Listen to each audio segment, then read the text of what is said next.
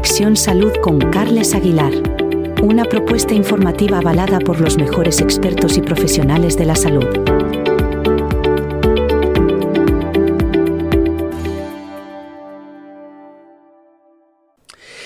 Bien, en esta edición, aquí en Conexión Salud, vamos a hablar de inteligencia artificial y también vamos a hablar de salud mental, porque son dos conceptos que en este caso están directamente relacionados. Me explico a modo de pequeña introducción. Los problemas de salud mental están manifestando, y esto no es ninguna novedad, un aumento exponencial en nuestro entorno. Por ejemplo, la OMS ha elaborado varios informes en los cuales se refleja que 1 de cada 4 personas sufrirá algún tipo de trastorno mental a lo largo de su vida. Esto por una parte. Por otra parte, los avances tecnológicos en el ámbito de la salud, en el ámbito sanitario, avanzan a pasos agigantados. Incluso llevamos ya años ofreciendo numerosas aplicaciones de terapia, de bienestar emocional, y existen ya en el mercado incluso aplicaciones digitales que, por ejemplo, pueden ayudarnos a meditar, a realizar un seguimiento del sueño, a dormir o a tener un cierto control del ciclo menstrual. Tan solo son algunas de las aplicaciones. Ahora, últimamente, a estas aplicaciones se añaden los llamados chatbots. Ahora lo explicaremos. Chatbots de inteligencia artificial, sistemas entrenados con grandes cantidades de datos que, utilizando un lenguaje, digamos, natural, pueden permitir mantener conversaciones sobre problemas emocionales. Bueno, vamos a abordar este tema. Y vamos a hacerlo con Ana Freire. Ana Freire es docente e investigadora de la Universidad Pompeu Fabra, además de ingeniera y doctora en informática. Ana, encantado. Igualmente, ¿qué tal? Bueno, pues aquí estamos entre chatbots de inteligencia emocional y toda la problemática de la salud mental, que por cierto, el dato este que he comentado, que 1 de cada 4 personas vamos a padecer a lo largo de nuestra vida un trastorno de salud mental, esto debería preocuparnos, ¿no? Bueno, por supuesto, y debería de preocuparnos sobre todo por la poca importancia que se le ha dado hasta ahora a la salud mental, porque ha sido un tema prácticamente tabú hasta hace muy poco. Desde hace pocos años se está abordando este tema, por ejemplo, desde políticas públicas. Habitualmente era un tema que se ocultaba, incluso muchas personas no buscaban ni siquiera ayuda por miedo a que se les estereotipase en algún tipo de, bueno, pues esta persona está loca, etcétera, ¿no? Sí. Entonces, afortunadamente ahora ya se habla más del tema y se están buscando más soluciones. Bueno, efectivamente, se habla más del tema, pero el estigma sigue existiendo. Sí, así es. Sobre todo yo creo que la gente más mayor, los más jóvenes ya tienen otra manera de pensar, ya quizá lo manifiestan de otras maneras, a veces no las más adecuadas porque en ocasiones buscan ayuda donde no deberían, incluso en chatbots como tú mencionabas, ¿no? Como ChatGPT o a lo mejor en otros medios de comunicación o en otras tecnologías que no son tan eficientes como los profesionales de la salud mental, pero sí, todavía cuesta, es un tema que todavía cuesta. A ver, hablando de salud mental, hay un problema no resuelto con los profesionales, la falta de psicólogos, sobre todo en el ámbito de la atención primaria, eso por una parte, y por otra parte, en fin, el costoso, en muchos casos, costoso acceso a terapias privadas. Esto puede explicar o puede justificar en parte precisamente el uso de la inteligencia artificial para buscar cierto bienestar emocional. Yo creo que sin duda, porque efectivamente lo que comentas de las largas listas de espera o las dificultades económicas que puede tener alguna persona para pagarse una consulta privada de salud mental hace que, claro, una inteligencia artificial o algún tipo de tecnología de aplicación para realizar mindfulness o para hacer cualquier tipo de procedimiento que te pueda ayudar a ti a mejorar tu salud mental es algo inmediato y generalmente barato, incluso gratis, gratuito.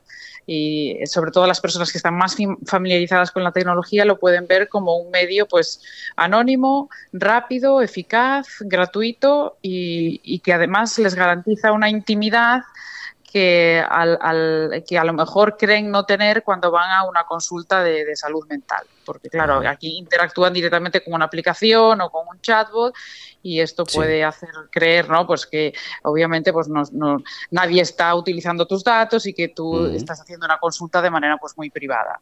Bueno, lo de gratuito, al menos de momento, luego hablaremos, pero en cuanto al tema, a la falta de psicólogos, quiero comentar algunos datos que son significativos. Por ejemplo, en España existen 6 psicólogos clínicos por cada 100.000 habitantes. Este es el dato.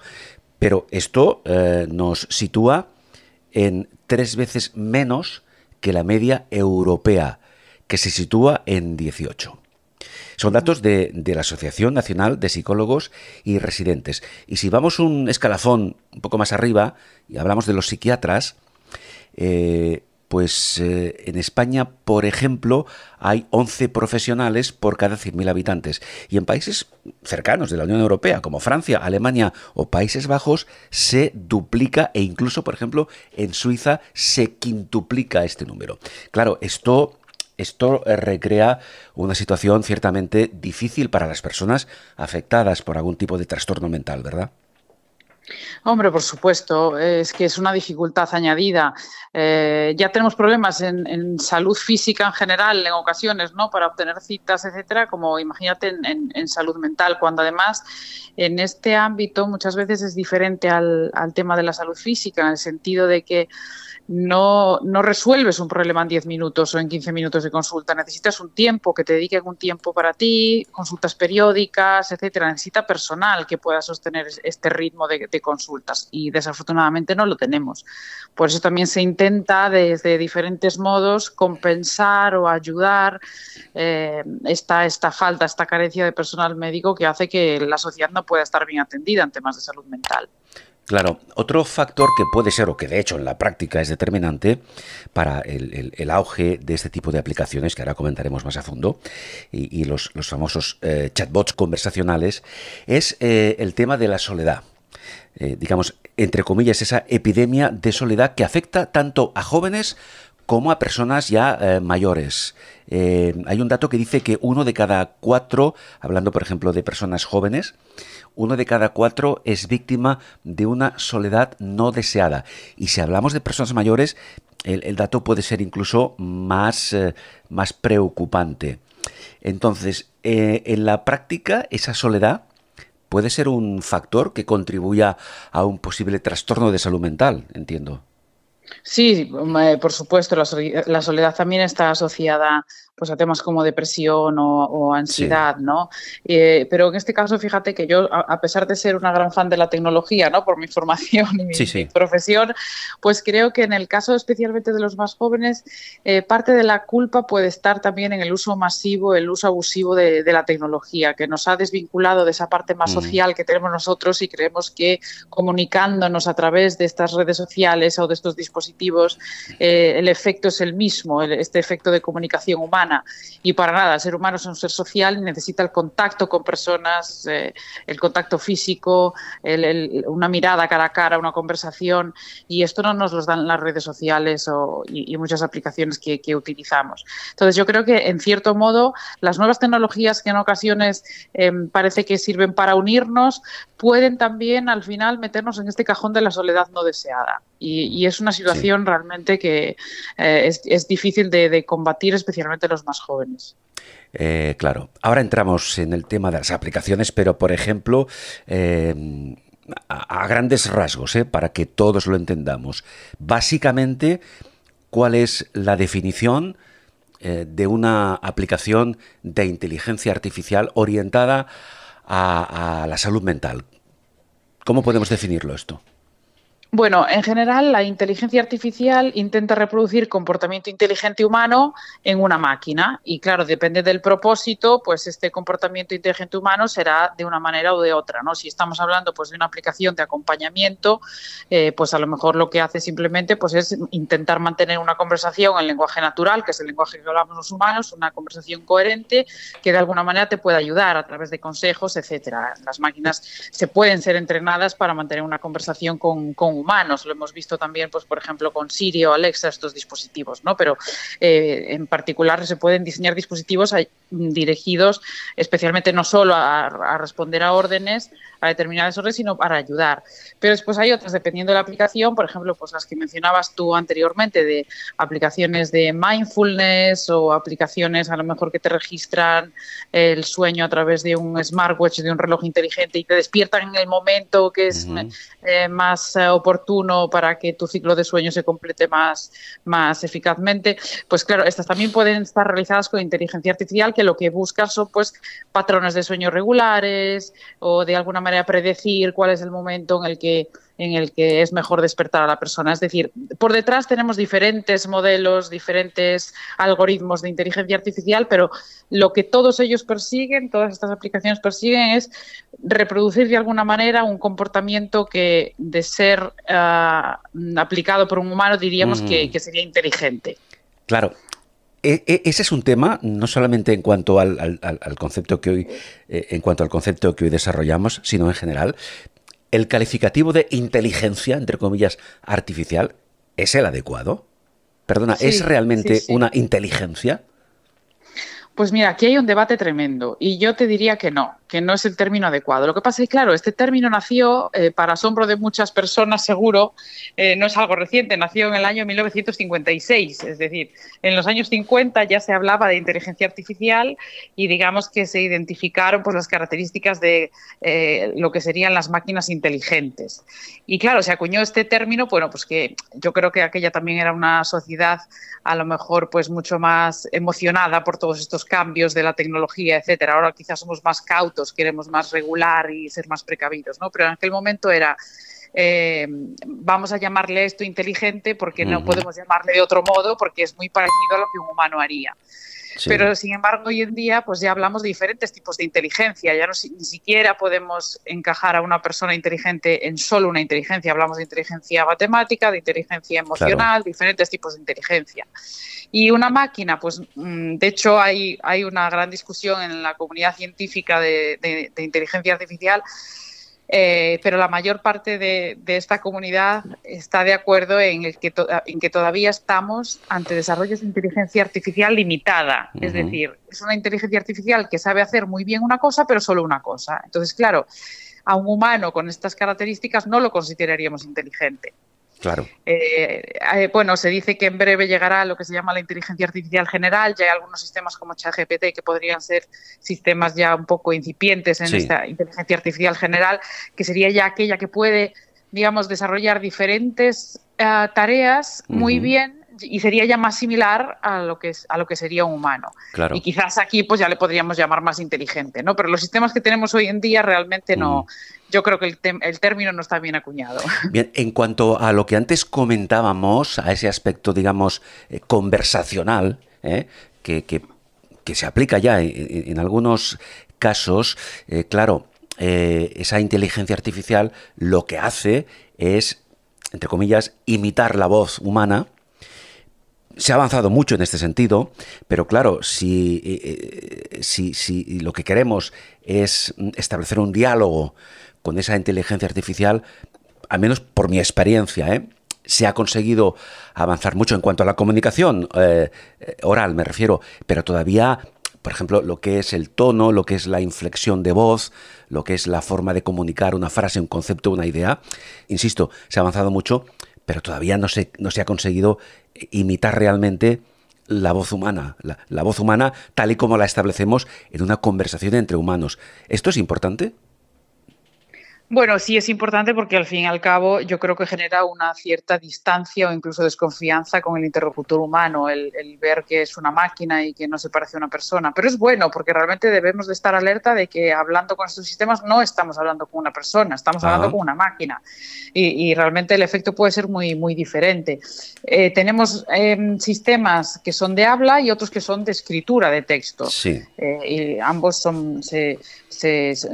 pueden estar basados en inteligencia artificial y utilizados para temas de salud mental, para algún tipo de apoyo emocional.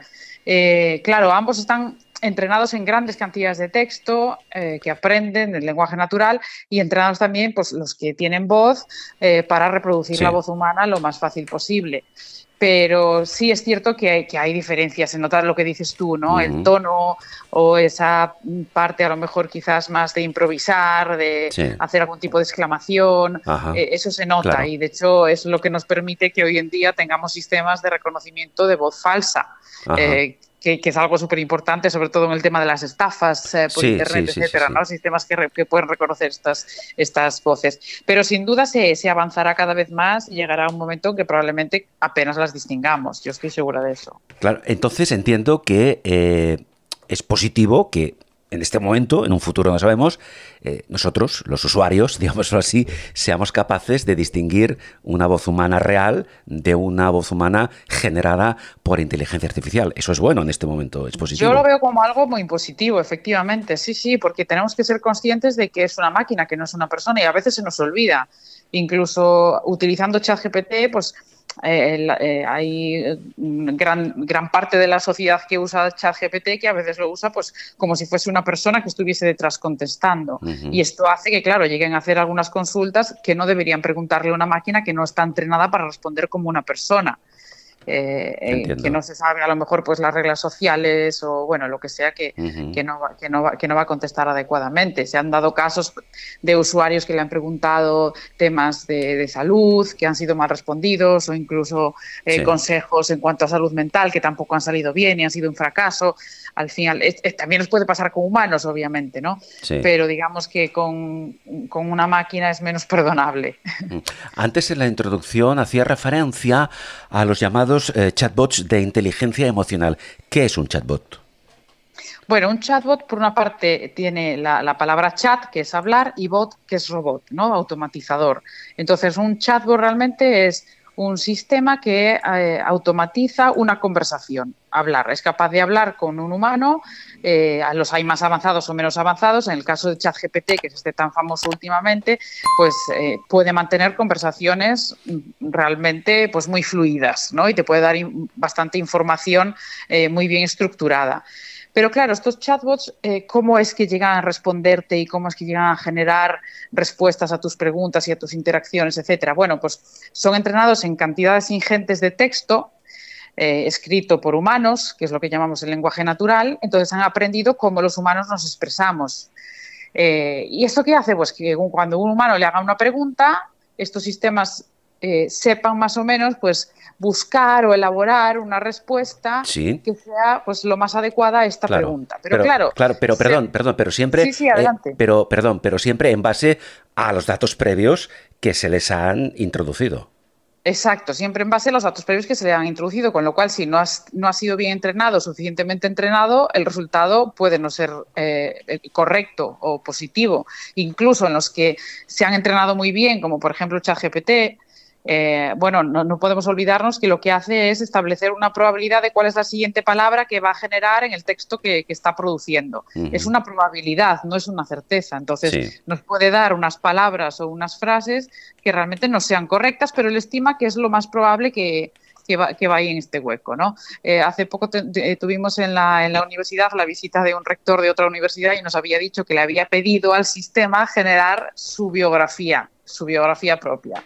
Y dijo que ChatGPT se había generado súper bien, muy bien estructurada, un vocabulario perfecto, pero que en lugar de poner que era rector de esa universidad, había resuelto que era rector de la Universidad de la Competencia, ¿no? Pues de alguna manera había estimado que era más probable que ese nombre de esa universidad fuese en ese texto y, claro, fue un error garrafal. Esto es para dar un ejemplo de qué tipo de errores puede tener, ¿no? Que a lo mejor para una persona que no conoce a este rector, pues ni se da cuenta del error. Claro. Pero tenemos que tener mucho sentido crítico cuando las utilicemos. Pero si eso lo trasladamos al ámbito de la salud mental o salud en general, claro, las consecuencias de esa interpretación errónea pueden llegar a ser nefastas. Efectivamente, exacto. Por eso es tan importante que nosotros yo siempre digo, hay que tratar a ChatGPT como el empleado del que nunca te puedes fiar.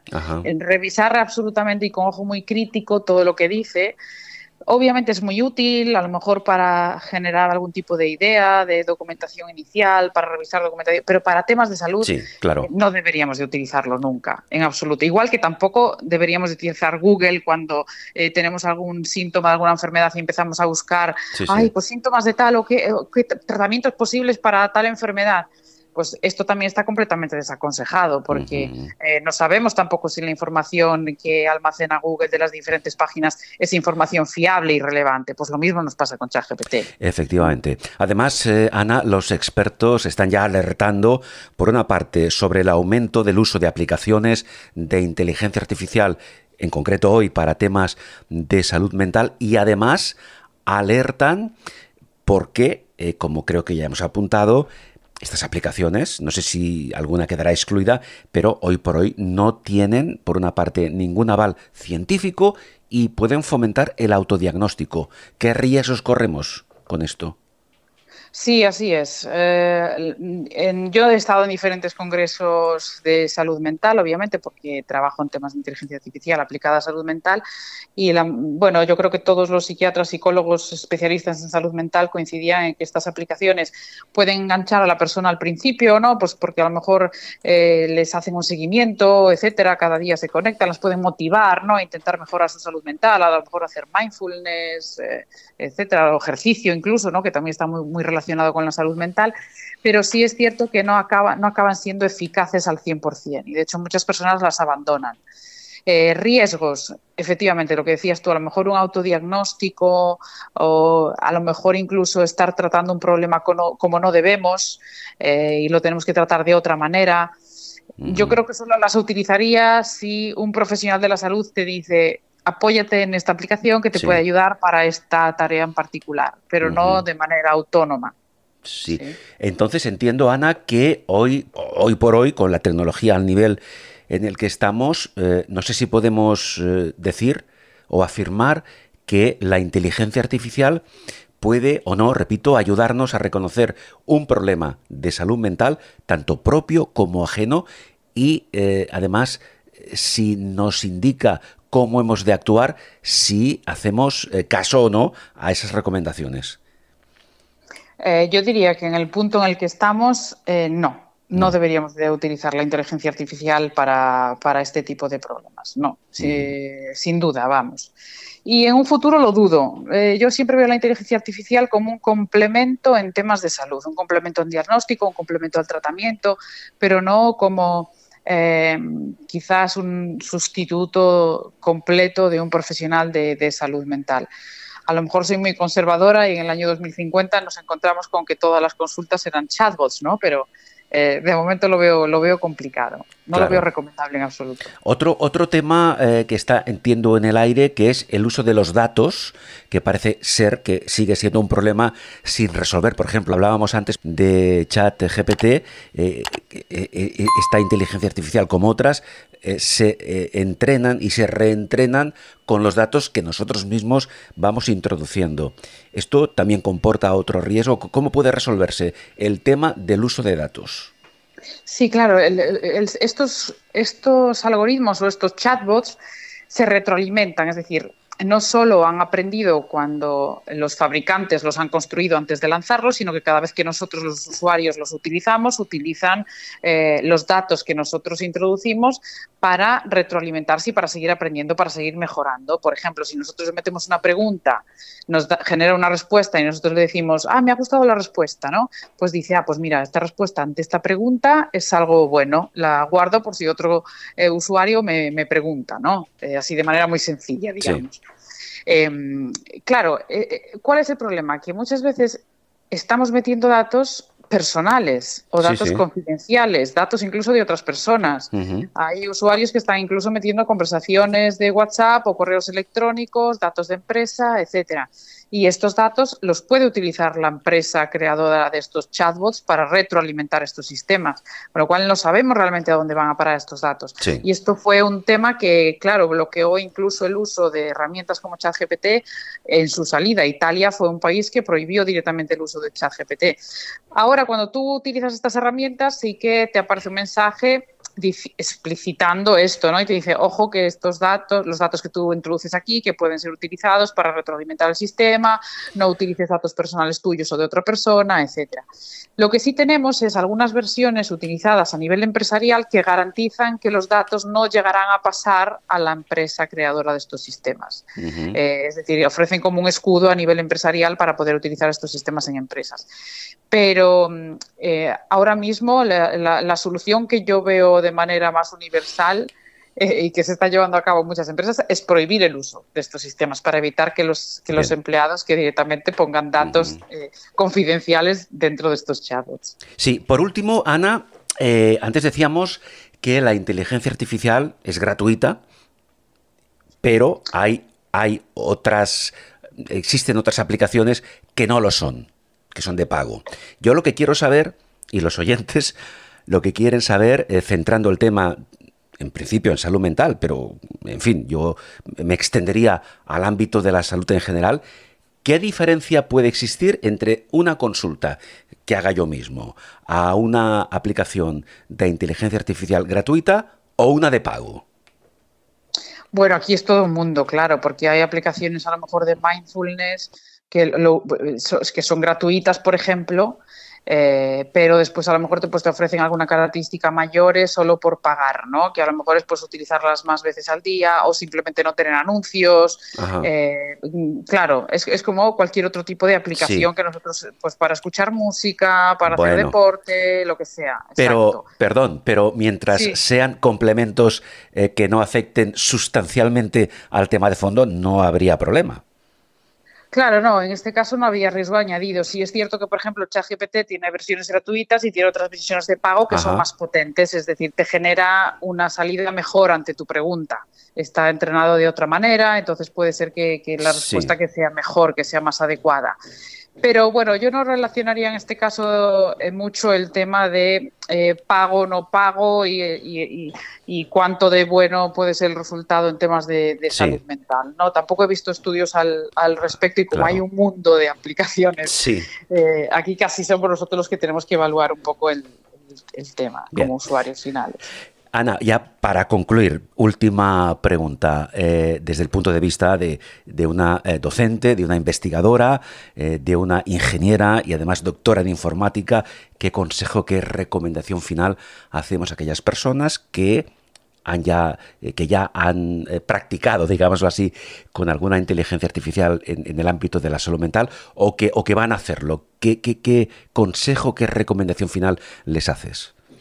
Pues mira, yo les diría que primero acudiesen a un humano, no a una máquina. Pues bien a través de personal especializado o bien de personas en las que ellos o ellas saben que pueden confiar. Y si no, pues tener un espíritu muy, muy crítico, saber que al final son máquinas entrenadas, que no hay ninguna persona detrás, que sean muy críticos con el resultado que hay y que no expongan tampoco toda su vida personal o datos personales en estos sistemas porque al fin y al cabo pues pueden poner en riesgo, ¿no? Pues la privacidad de datos de los datos que ellos introduzcan aquí. Serían quizás mis consejos principales. Que espero que los sigan al pie de la letra. Ana, muchísimas gracias. Gracias a vosotros. Ana Freire, docente, investigadora de la Universidad Pompeu Fabra y, como hemos dicho antes, ingeniera y doctora en informática.